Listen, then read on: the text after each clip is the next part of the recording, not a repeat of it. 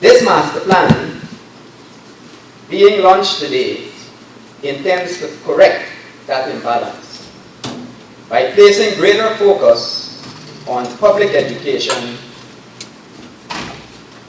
the prevention techniques to deal with the problem in the earliest stages of its development.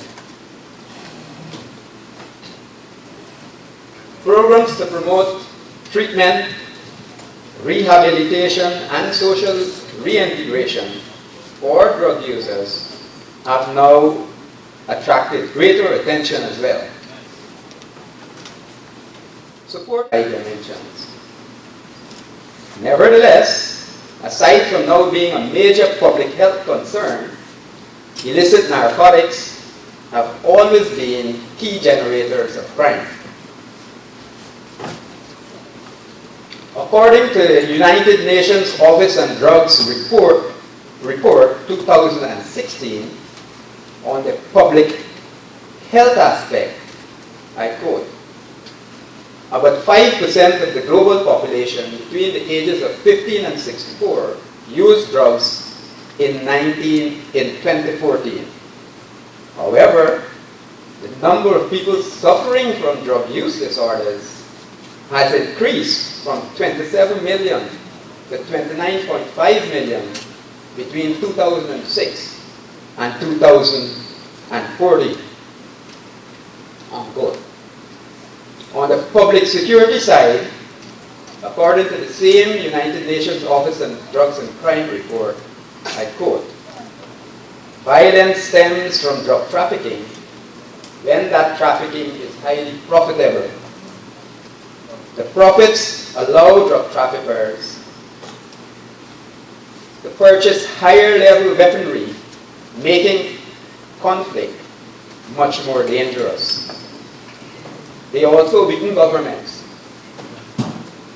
At the same time, the wealth and power of drug trafficking organizations provide them with the resources to buy protection from law enforcement agents, from politicians, and the business sector, thereby reinforcing corruption, unquote. Let me give you some figures from the Guyana Drug Information Network Report 2015. 363 persons were charged for drug possession, while 187 of them were convicted in the courts. In the case of trafficking, 439 persons were charged, while 112 of them were convicted. The types of drugs involved in both cases of possession and trafficking were cannabis and cocaine. While we scrutinize the existing drug situation, we must also focus on new emerging trends. During the recently held 26th meeting of the heads of national law enforcement agencies, Latin America and the Caribbean, it was clearly indicated that synthetic drugs and new psychoactive substances were increasingly present in the region. It was recommended that countering illicit drugs, trafficking in new psychoactive substances and amphetamine-type stimulants, including methamphetamine and precursors, were to be given greater attention. Policymakers in Guyana promote fighting the illicit drug trade as an important national security objective. The master plan is therefore intended to vigorously guide the national response to this growing threat and twin problem of public health and public security to avert the negative effects of the scourge on the nation. Because of the interagency nature of the problem, coordinated action is crucially required at all levels to reduce the demand, supply, and trafficking of illicit drugs. The master plan is an expression of that will. as it emphasizes the combined actions and energies of all those concerned with demand reduction, education, prevention, treatment and rehabilitation, supply reduction, international cooperation, and other control measures in advancing a common national interest. Countering those matters that I mentioned earlier that stem from drug trafficking, when that trafficking is highly profitable, will be some of the main drivers of the work of NANA. This Central National Authority is intended to coordinate the overall national counter-drug efforts that drug abuse is considerably reduced and the very center of gravity of drug trafficking in Guyana is collapsed. The support of all stakeholders will help propel success. However, our past national drug strategies show that over time, the evolution of the drug problem has been meaningfully influenced by unpredicted situations and factors. The further into the future one looks, the more unpredictable that evolution becomes. Guyana will therefore most likely continue to face difficult policy choices when tackling issues related to illicit drugs and crime, while strengthening public security and the economic well-being of the nation. I congratulate the Ministry of Public Security for piloting the production of the National Drug Strategy Master Plan 2016-2020 and on its launching here this morning. I urge that we all rapidly move on with the implementation of the programs outlined in the master plan. As I look forward, I would like to let you know that another national launching ceremony will be held in February 2017 for the recently completed National Household Drug Prevalence Survey report. This will help to provide much of the hard evidence needed to guide our work. Once again, a sincere welcome to you all, and thanks for being here. It now gives me great pleasure to invite and Chief, Senior Superintendent of Police, Mr. Wendell Guyana, to tell you about the counter-narcotics work of the Guyana Police Force. Thank you. Good morning. My presentation this morning entails the Guyana Police Force counter-narcotics operations.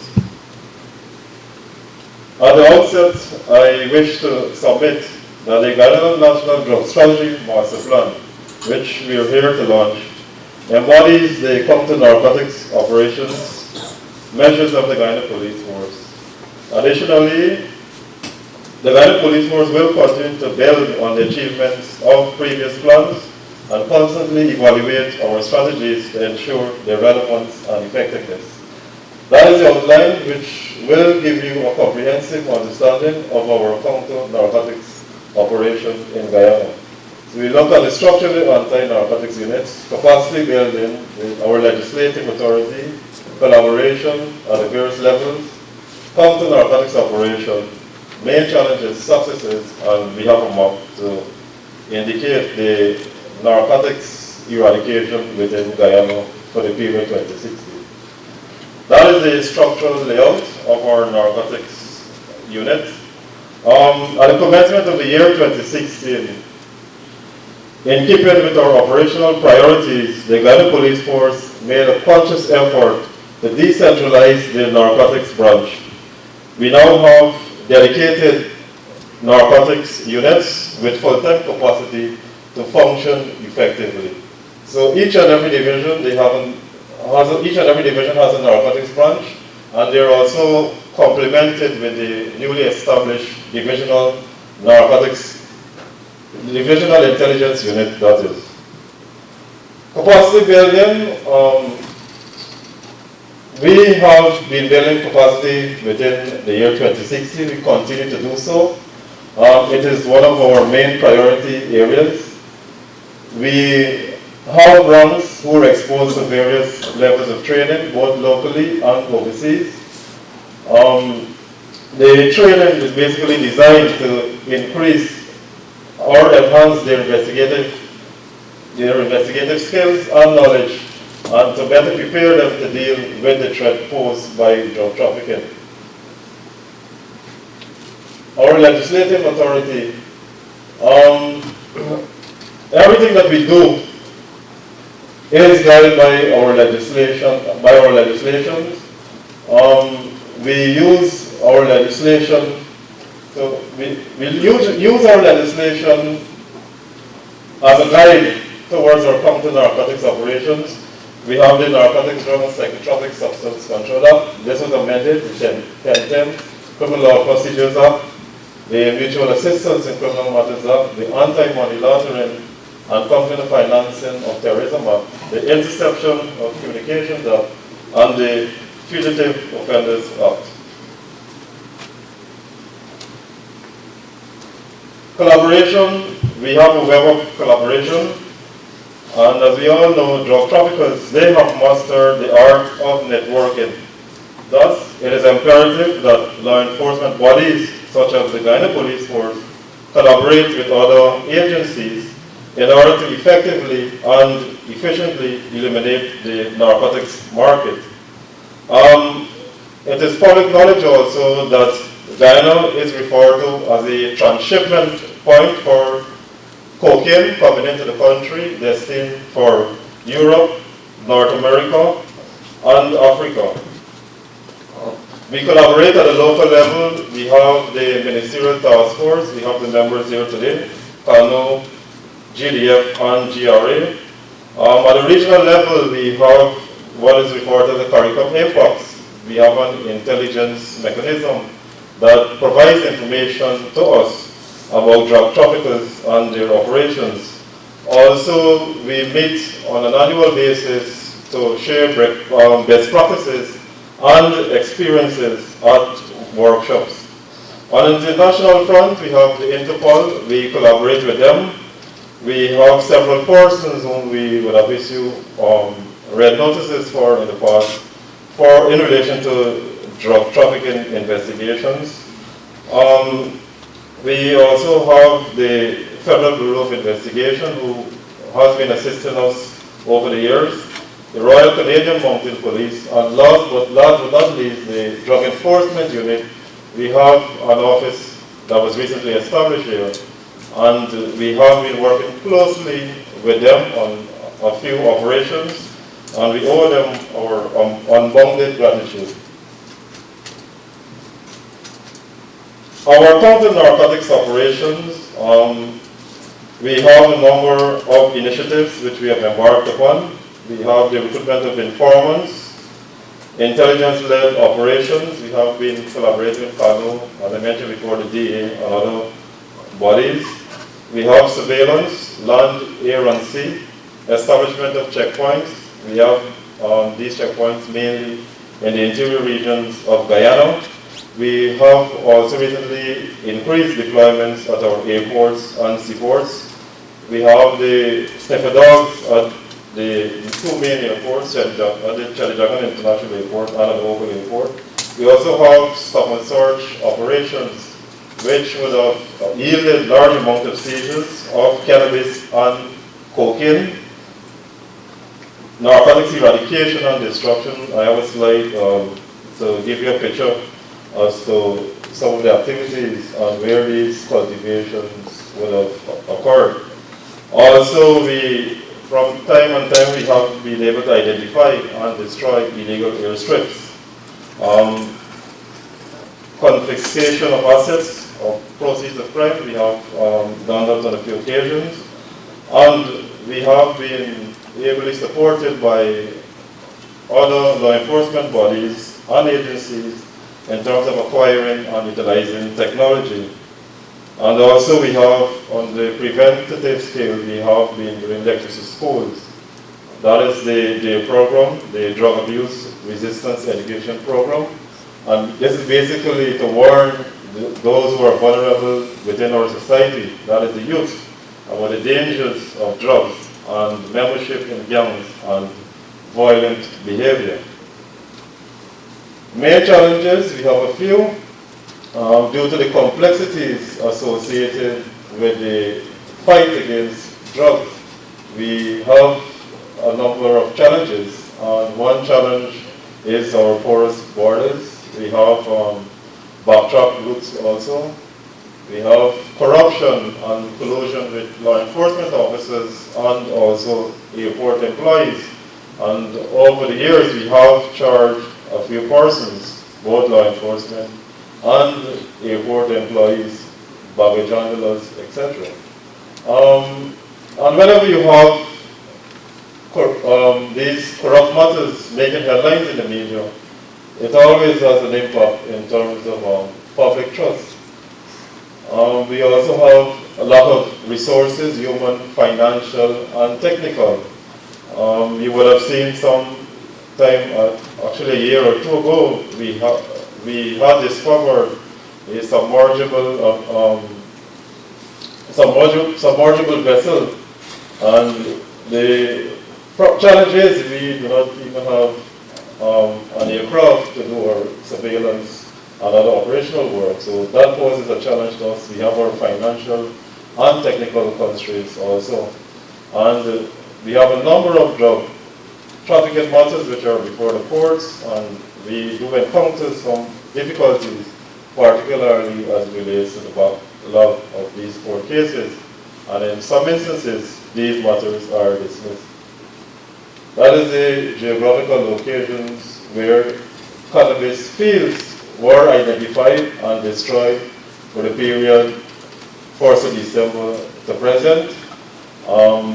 That's a spatial analysis, and what you can see there is that within all three counties, we have had cannabis destruction in those areas. The problem area is B Division, that is the Borbis River.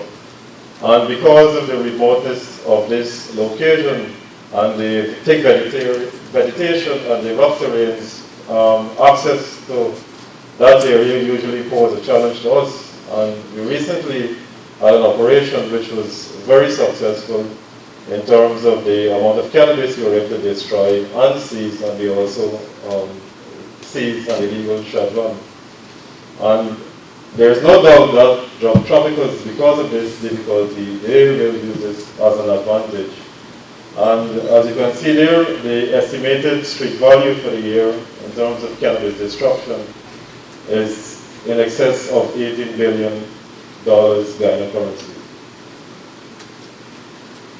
Those are the areas, and we have the figures for cocaine seizures. That is at CGIA. That's some of the successes that we had despite our challenges for the year 2016. Cocaine seizure, we had 102 kilograms, which we seized at the CGIA. And that over the airport, we were able to seize in excess of 2 kg of cocaine. And also persons, we have noticed a trend whereby persons are taking a risk to take drugs into the interior region of Guyana. We also seized 323,515 cannabis plants. We were able to destroy those plants already. And in terms of eradication, we destroyed 150 acres. And speaking about success, as recent as this morning, a young lady was intercepted at the Chadijagan International Airport with cocaine in her luggage, and she's presently in police custody, assisting with our investigation. So that is a destruction operation that we had recently, cocaine. And in concluding, I wish to state that the progress we have made thus far must be seen as grounds for optimism. In many respects, with our acquisition of technology, capacity building at the organizational and individual level also, our large seizures, we were able to sustain large drug seizures. And last but not least, our preventative measures, that is the lecture to schools via the DAIL program. Ladies and gentlemen, thank you. That brings me to the end of my presentation. I would now like to invite Mr. James Singh, Head of Customs Anti-Narcotic Unit to give his presentation. Prime Minister, Mr. Moses Nagamoto, Minister of Public Security, Minister of Public Health, Commissioner of Police, Commissioner General, GRA, Mr. Corlett, Mr. Major General Attlee, Chief of Staff, Guyana Defense Force, Brigadier George Lewis, other members of the Defense of the Joint Services, members of the Diplomatic Corps, and members of the press. It is very hard for me this morning to follow what Mr. Blanham started, but I will do my best to provide an overview of KANU and its operations over the past couple of years. Some of you may recognize that there will be some details left out due to operational reasons and ongoing investigations. So if there are any questions or if you would like me to elaborate, I'm free to do so after. Again, this is an overview of KANU and its operations over the past few years. As General Attlee mentioned earlier, and I quote, "Transit is a drug problem that causes most crime and violence and poses the greatest public security concerns and challenges for the countries in which it occurs." And that's our problem in Guyana. Due to our geographic location, we're smack in the middle between the suppliers in the Andean region and the users, which, as we've seen over the years, has gone all the way from North America to Europe, to Africa, and as far as Asia. This slide gives you an example of the destination that we've had seizures both at KANU and at the police. As I mentioned, from the Caribbean, North America, including Canada, Europe, as far as China, Africa, Thailand, and South Africa. Now, the main reason for this is cost. The price in the United States versus the price in countries as far as China. We've seen that in the United States, based on purity and different grades, you can say, you find the price of marijuana or cocaine to be around 40,000, between 25 to 40,000 US. Now, in places like Africa, South Africa, and as far as Thailand, you're looking at now between 120, 125, even up to 175,000 US per kilo. So it depends on the market, it depends on the route, it depends on your network. What we've also seen recently is a trade between drug cartels, meaning for 1,000 pounds or 1,000 kilos of marijuana from Jamaica or from St. Vincent, you get 100 kilos of cocaine. So there's an ongoing trade. So we've gone from not just transshipment to almost bartering. For better marijuana, you get cocaine. Our law enforcement structure, Mr. Blanham mentioned, we're supported by the Guyana Defense Force, Guyana Police Force, SOCO included, the Port Control Unit that falls under GRA, Guyana Revenue Authority, the Drug Enforcement Unit, as well as several task forces from the Ministry of Public Security, and also soon to include NANA. Our objectives, this is important, the first one, to balance security issues while facilitating trade and investment, travel and tourism. The reason is, nobody's going to come to Guyana if it's seen as a drug haven, or we have bodies showing up on the street. I won't name any country, but it's not going to attract persons coming. So we're doing our best to ensure that our strategy is in keeping with giving persons a sense of security, that we've not lost control, that we've lost any territory within the country. As we've seen, there are no enclaves, no garrison towns, that the law is still the only authority in the land, and we are taking the fight, so to speak. As President Granger said earlier this year, that when it comes to narco-trafficking, it's the mother of all crimes, and we have to constantly ensure that we take the fight and we are seen as being proactive and not reactive. Again, based on our mandate is to detect, prevent, seize narcotics, to prosecute the offenders, maintain an effective presence, and also collaboration. This is not a singular approach. We have to work with our international partners, our local partners, and also members of the private sector, even the communities, because you're the ones that are being affected. Whether it's drugs being peddled in your community, it's being put on an aircraft or a boat, it's everyone's problem. Our strategy is based on identifying the networks, disruption, dismantling. Now, some people believe that you're successful in fighting drugs when you seize a lot of drugs. We beg to differ. The whole idea is stopping the flow of drugs. The whole idea is getting people to go elsewhere, not to take advantage of a country like ours that some may say lacks the resources as others. So for us, we're not a statistic-driven agency.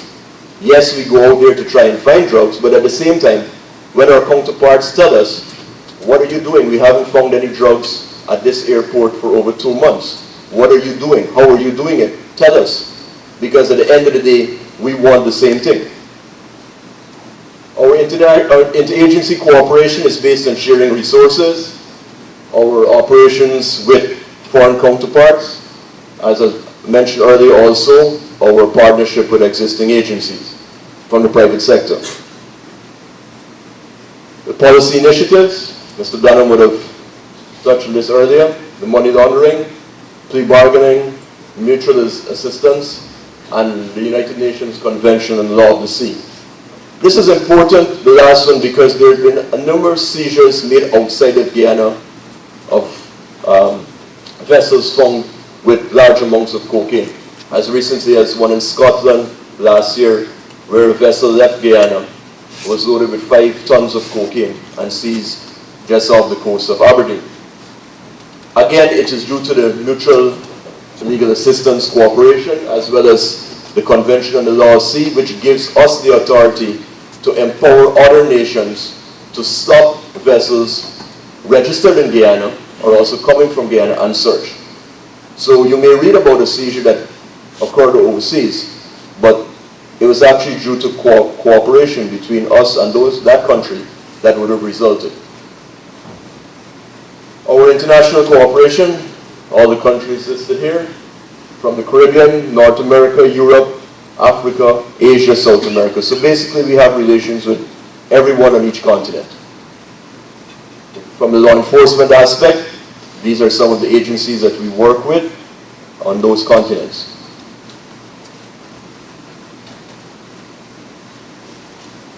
Our geographic challenges, as has been in the press recently, we have a 670-kilometer border with Venezuela, 1,200-kilometer border with Brazil, 624-kilometer with Suriname, and 424-kilometer with the Atlantic Ocean. The last one is important because, as you see, well, everyone talks it, porous borders, accessible waterways, developing roads and trails, monitoring of airstrips. Why is Guyana's north coast important? Most of the traffic involving narcotics comes by sea. It comes by sea, it leaves by sea because of volume. Whether it's a container ship, a small cargo vessel at the bottom, or these 2 photographs here, which are taken on the north coast of Guyana a few weeks ago. This is a vessel with drums. I say a vessel with drums because that's what we know. It's supposed to be fuel. Really can't be sure. There are about 115 drums on that vessel right now, so are we sure it's fuel? This is an unofficial gas station, loading area. Unofficial because it's not, the state is not in control of it. So these are some of the things that we are challenged with, as Mr. Dunham said, having the necessary resources to go out there and monitor, to disrupt these activities. It's a challenge, but it's something that we're working with other agencies, mainly the Guyana Defense Force, the Coast Guard, MARAD, GA, and others. Airstrips and marijuana fields. These are some marijuana fields an illegal airstrip recently discovered, as well as one that you would have read about where an aircraft was found, and that is still an ongoing investigation. Seizures, again, these figures are available after for anyone interested. This is our success. It took a long time in the making, from the time when the person was arrested to actually convicted. And even when he was convicted, we still had to look for him again, because he chose to breach our immigration laws by leaving the country. I must say that, you know, as everyone says, you can run but you can't hide. The law finally catches up with you, and right now he's serving a lengthy sentence here in Guyana, which is seen as a success, because many people would say, well, we haven't successfully prosecuted any drug traffickers, or we don't catch a big fish. We don't differentiate. But the fact that this person has been somewhat of a celebrity sends a strong message that regardless of who you are, once you're caught, you will be successfully prosecuted. Challenges, we can go on about resources, we can go on about corruption, judicial reform. I mean, it's in the press. When we talk about resources, we have to balance the costs in terms of, we're a small country. Can we afford the necessary radar ships that, as you may see, some other countries have? Notwithstanding this, it is important that we collaborate with our partners locally and internationally, because at the end of the day, we have to share the information. We cannot have a Nelson's approach whereby we ignore it long enough, the problem goes away. And that has been the success of CANU, of the drug fight here in Guyana, because the agencies work together. And now with the launching of the National Drug Strategy Plan, we're happy to be part of that plan, because it now gives us the opportunity to not only deal with the enforcement aspect, but the education aspect, whether it's Ministry of Public Health and other agencies, even the faith-based organizations. Because as I mentioned, our aim is not to go there and just be looking for drugs. Our aim is to deter people from bringing the drugs in, from bringing it into the communities. These are some of the emerging threats we've seen over the past 2 years. Locally made go-fast boat, converted trawlers, a 5,000-foot airstrip where an aircraft was found a few years ago, and a semi-submersible that was found in an operation between CANU and the Guyana Defense Force.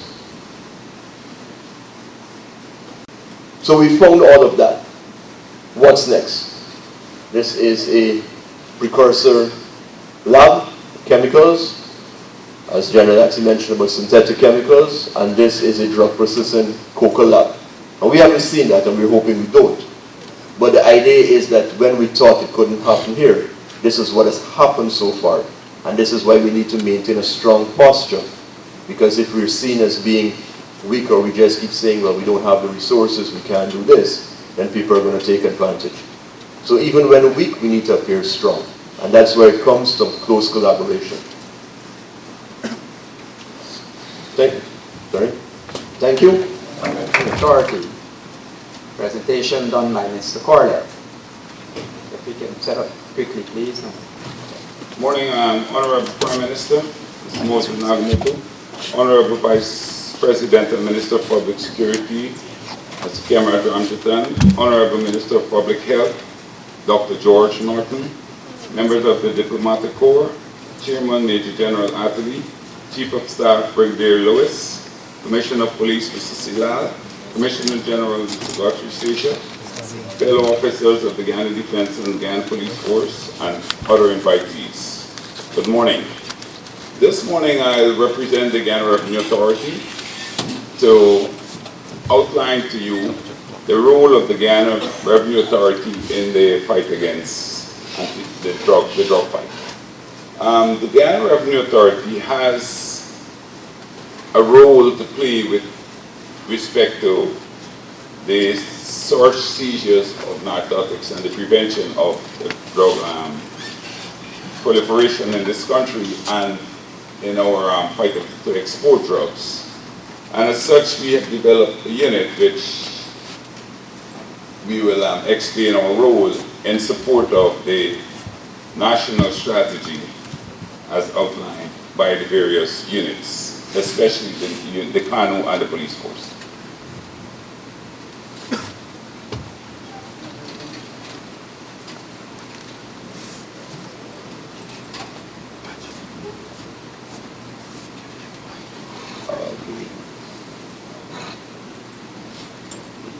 Just this one.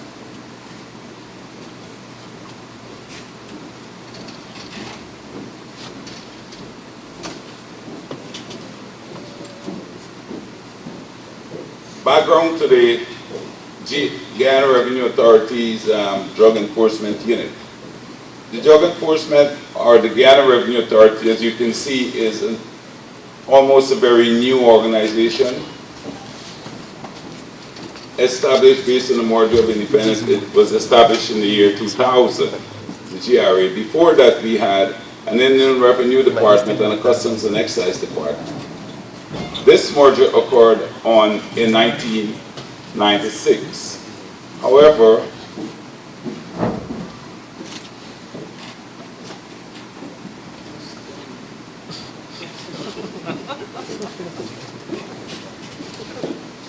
prior to March 2011, customs operations, inclusive of anti-narcotics activities, were being performed at various warehouses, transit sheds, and Georgetown, as stipulated in the Customs Act of 8201.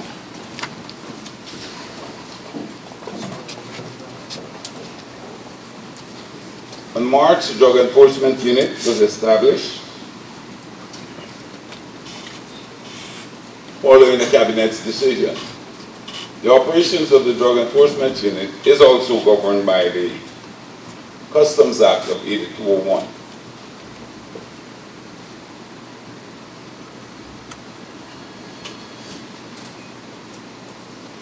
Mandate. The Drug Enforcement Unit is mandated to conduct anti-narcotics monitoring, surveillance, and examination of goods prior to the exportation. Remember, the Guyana Revenue Authority manages all exports and imports of goods into this country. The Customs Anti-Narcotic Unit remains the national authority on matters relating to narcotics and narcotic, drug, and psychotropic substances. That is still the authority of the CANU.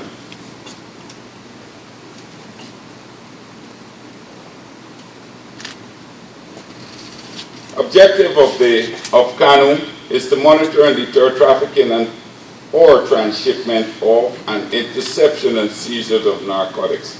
As I said before, all exports and imports are mandated to be subject to customs oversight, and as such, we perform these roles, and our objective is to seize, detain, search all vessels in and out of Guyana.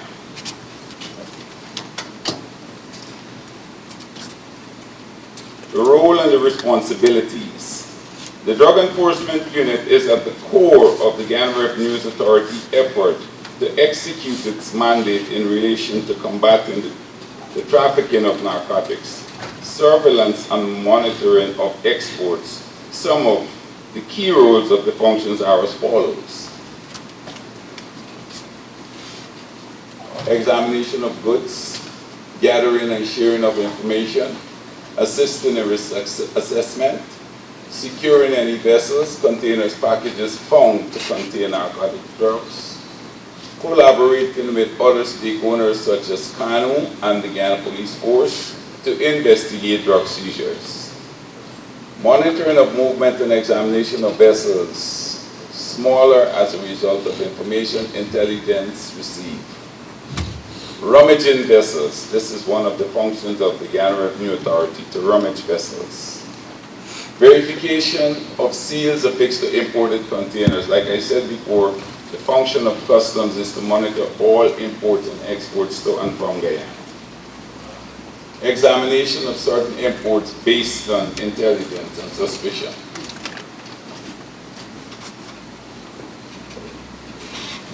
Structure. The Drug Enforcement Unit is an operational area under the Law Enforcement Division. It is headed by a manager who represents the area's senior management and has 9 officers on an approved complement of 12. However, 1 officer is seconded to the Port Control Unit of the United Nations Office of Drug and Crime.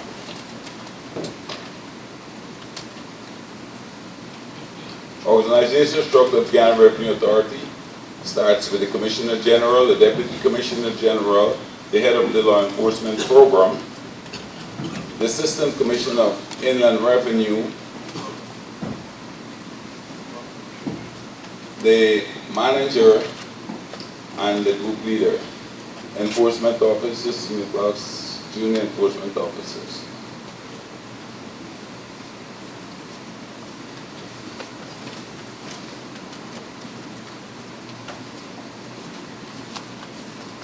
Personnel and strength. The TEU is primarily staffed by personnel with experience in drug enforcement, most of whom were ex-policemen with significant knowledge, training, and experience. Some officers completed various courses of studies in areas including accountancy, business management. Staffs also benefit from job training and formal training from international organizations such as the International Law Enforcement Academies, the United States Drug Enforcement Administration, and various other forms of training. The Drug Enforcement Unit receives support from other functional areas. It is supported by operations in Maritime Operations Unit. We have a surveillance and anti-smuggling section of the law enforcement, and we have a regional operations that involve itself in law enforcement and anti-drugs activities. A graphic representation of the units.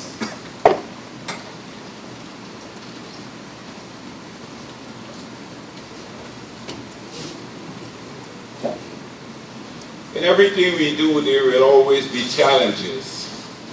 And, we won't spend too much time going through the challenges. They will always be there, but we do have porous borders, which were elaborated on eloquently by Mr. Singh. We talk about inadequate penalties for offenders. We talk about the renewing or reviewing of the laws governing these things. The lack of payment system and adequate rewards information for incentives. If you need information, you have to provide informants with some incentives.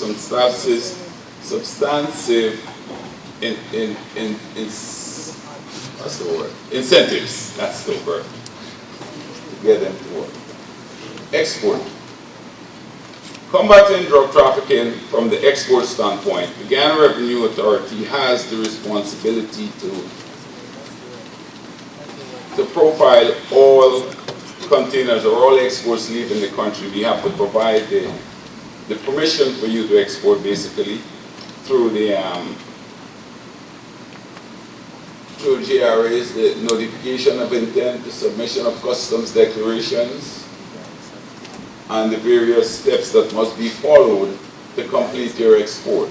In doing so, the Revenue Authority gathers information which is shared with other interesting units, such as CAN, to allow them to facilitate their own level of profiling. In the case of scanned examination, the shipment is allowed to export unless an anomaly is detected.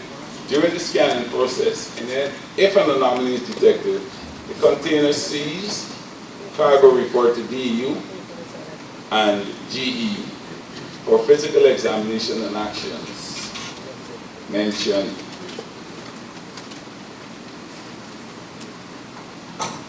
Operational capabilities and readiness. Well, we have already spoken about the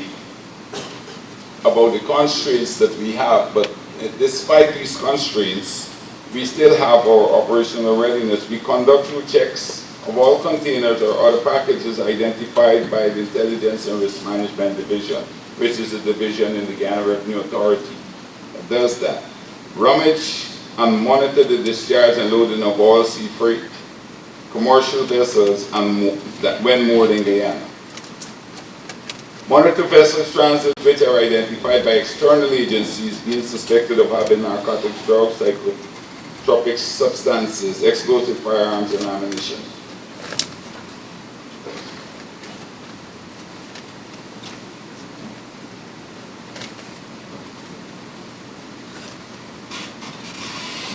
We collaborate with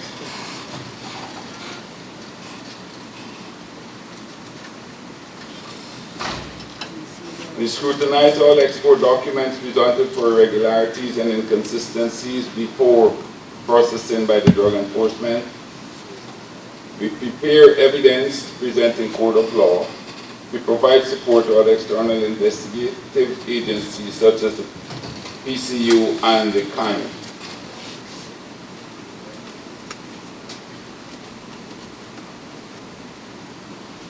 The DEU is also involved in drug enforcement activities outside or beyond Georgetown. On a broader spectrum, customs operations, which forms an integral part of the Guyana Revenue Authority, is responsible for drug enforcement activities at all established ports of entry. Exists as stipulated in the Customs Act, Chapter 201. So not only do we function in Georgetown, but we go outside, including all ports of entry and some illegal ports of entries, not only the regular ones, but like Mr. Singh talked about our long porous borders, there are areas within those porousness where we sometimes carry out operations.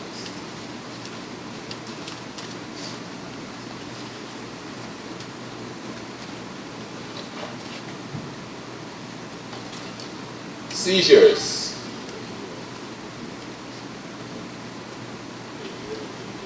2011,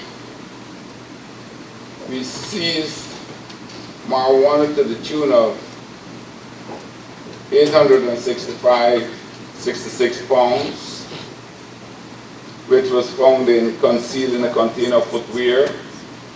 In a container of soap powder, we seized 721 pounds of cocaine, and this was all due.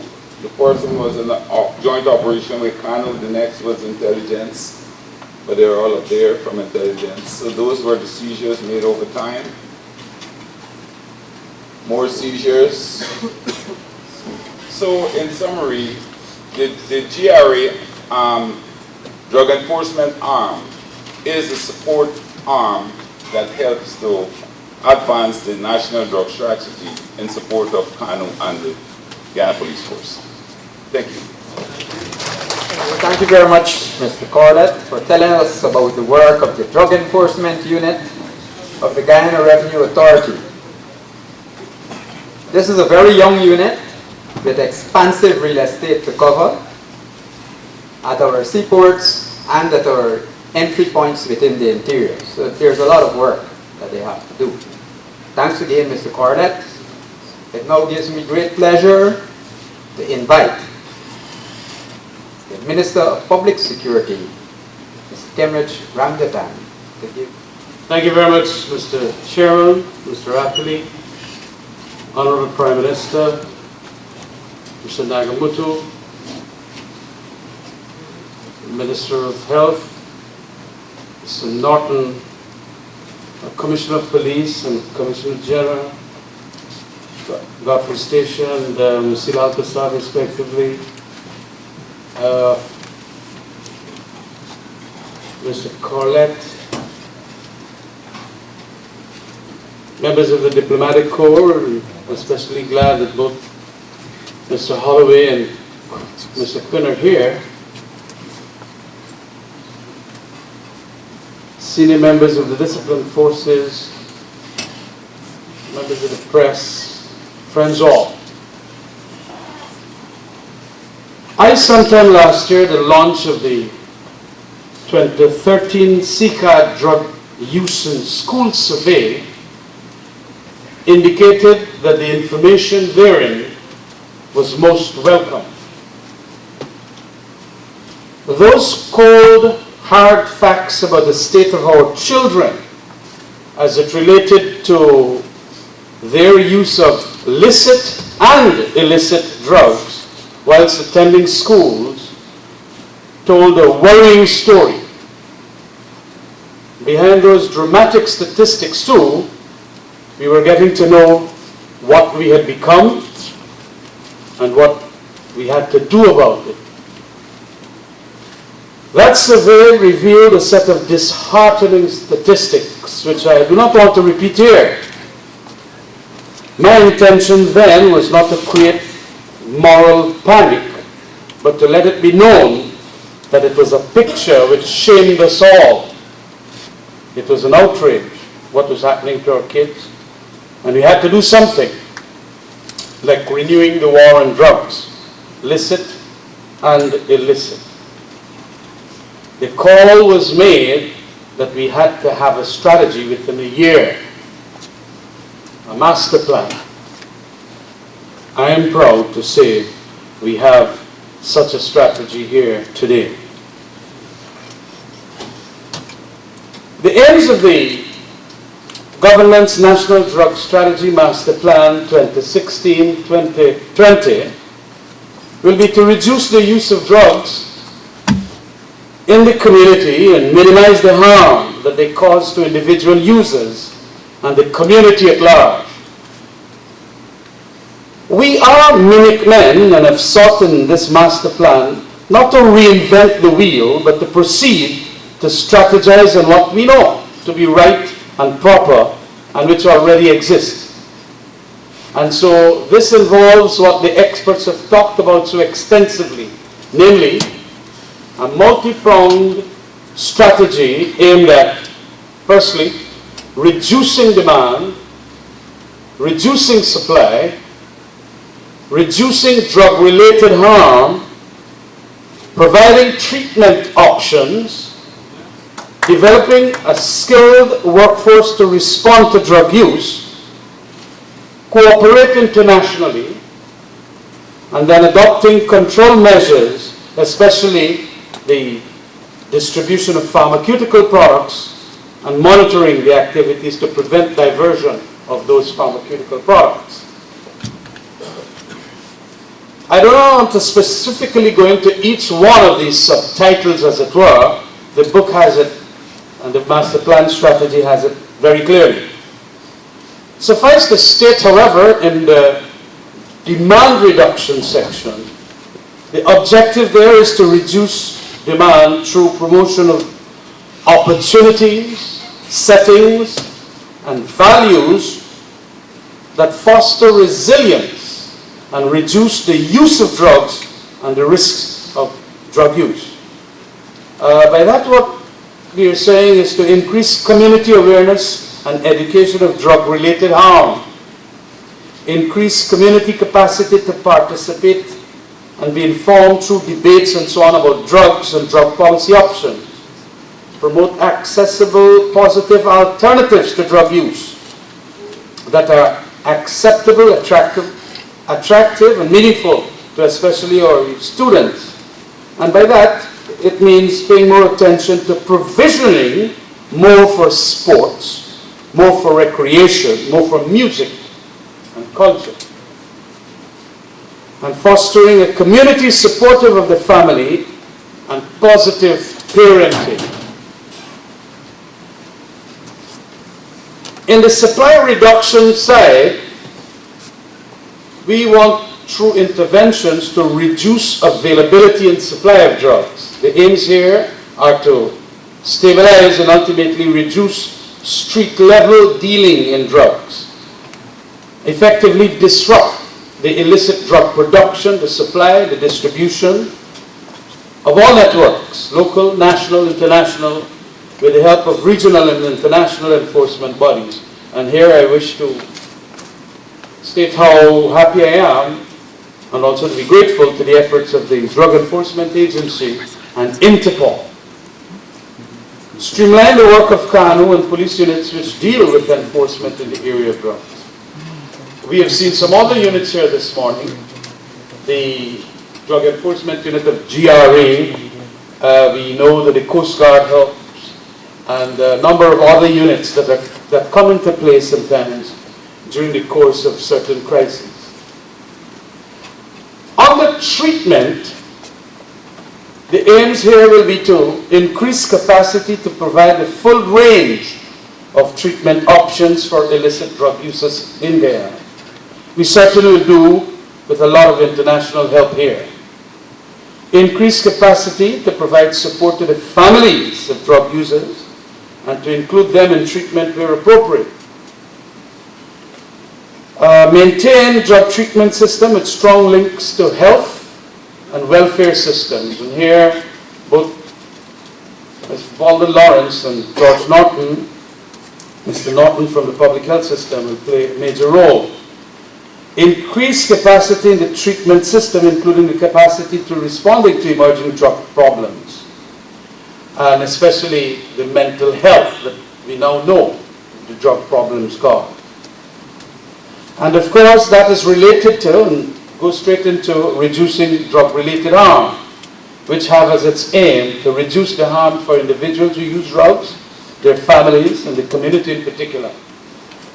We have seen with the mapping of certain areas how violent those communities and those areas are when we do have high drug-related offenses being committed there. And of course, the other aim in relation to drug-related harm reduction is decreased drug-related overdose deaths. We have seen a number of deaths here in Guyana. And as a result of that, it has vicarious or indirect results. People with high up on drugs driving, some of them causing accidents that result in fatalities and so on. Decrease the spread of infectious diseases. Very important, because sexual promiscuity also is a direct result of drug abuse. And that resulted, of course, in unsafe sexual practices as a result of intoxication. And by the way, it's not only illicit drugs, but licit ones too, like large alcohol consumption levels. And of course, in relation to that, the decreased incidence of drug-related crime.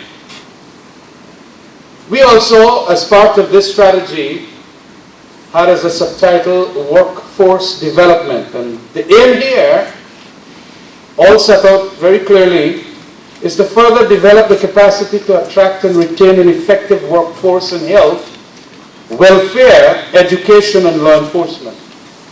It is not law enforcement alone that will solve this national scourge, this international scourge. We have to have a workforce that is wider than law enforcement. Health, education, protection, so many other things. But also we have to have that highly skilled law enforcement investigators, set of investigators who can be deployed flexibly. A skilled and supported health promotion workforce, familiar with evidence-based health promotion, drug use, and of course an increased capacity to attract and retain these highly skilled people and specialist drug and alcohol workforce personnel. Other measures is to have a drug court, magistrate's court. The essential features of such a drug court are that it will deal with a specified class of offenders, integrate drug treatment services within the criminal justice case processing system, because a lot of times we simply feel jail them, having been found with a joint or more than a joint. And that's not the solution. A modern strategy or master plan must involve how our court system deals with those who are convicted. And even if we have to go against the grain, as it were, use a non-adversarial approach in that court, as I learned Australia has been doing. Provide a comprehensive treatment and supervision program, literally directed and supervised by that drug court. It may be just my legal upbringing which brings an inbuilt bias for the courts to come up with answers.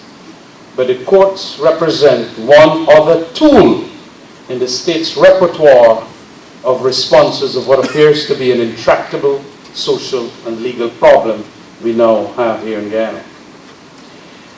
In addition, the strategy or master plan 2016-2020 will aim to undertake research to improve intervention and control as well as monitoring drug trends.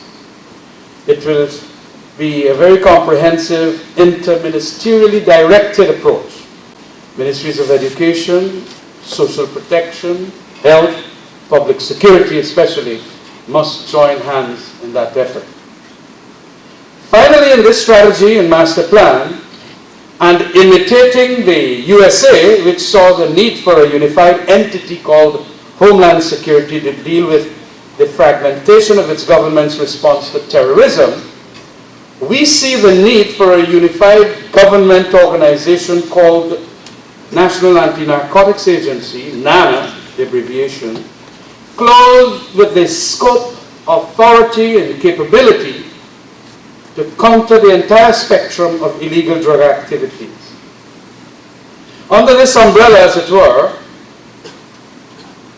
under this umbrella of NANA, KANU, the Police Narcotics Unit, the Drug Enforcement Unit under the GRA, and the Coast Guard and other narcotics fighting units within other larger institutions will be integrated and organized so that we can have more functionality.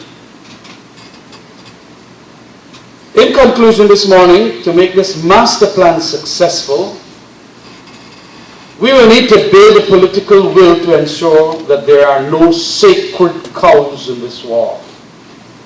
Having studied some of the challenges of other countries, it is largely as a result of especially the political class creating sacred cows in certain companies and individuals that make the problems even worse. We have to ensure scrutiny from our local people, the larger populace that are interested in what's happening with drugs and the war against it, but we must also ensure scrutiny from international organizations like the DEA and Interpol. And we must get everyone involved. It will take the efforts of not only law enforcement and ministers, but also the efforts of activists, journalists, academics, educators, writers, even screenwriters, to portray to the public the harsh reality of the drug scourge. This, my friends and colleagues here this morning, is our fresh approach to lick this scourge. I therefore declare officially Guyana's National Drug Strategy Master Plan 2016 to 2020 launched. Thank you very much. Thank you very much, Honorable Minister. Your message is loud and clear. I trust that it will be followed in detail. I'd like to quickly get on with the program, so I now invite Ms. Mela Glasgow of the Ministry of Public Security to give the council.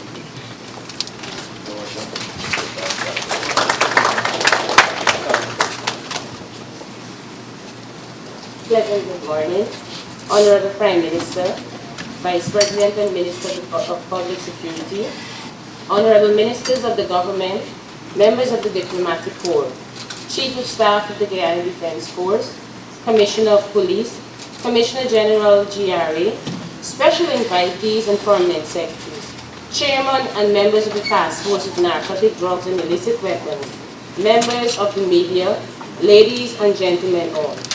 On behalf of the Ministry of Public Security, I express sincere thanks to everyone for setting aside your important work to grace us with your presence on this auspicious occasion. Thanks is extended to all those who assisted in making this event possible. We cannot thank you enough for your involvement and your willingness to take on the completion of tasks beyond your comfort zone, and for your enormous cooperation for the organization of this event. At this point, I must single and the Task Force Secretariat for ensuring the efficient administration of this ceremony. It is also befitting to express gratitude to others who may have worked behind the scene by giving ideas and assisting with the planning of this program and the drafting of the strategy. Once again, I want to say that we are most grateful to you for your contributions and for your presence with us this morning. Thank you very much. Thank you, Ms. Laszlo. This brings us to the end of the formal side of the program. We invited gentlemen to give the diplomats and the ministers clearance to leave.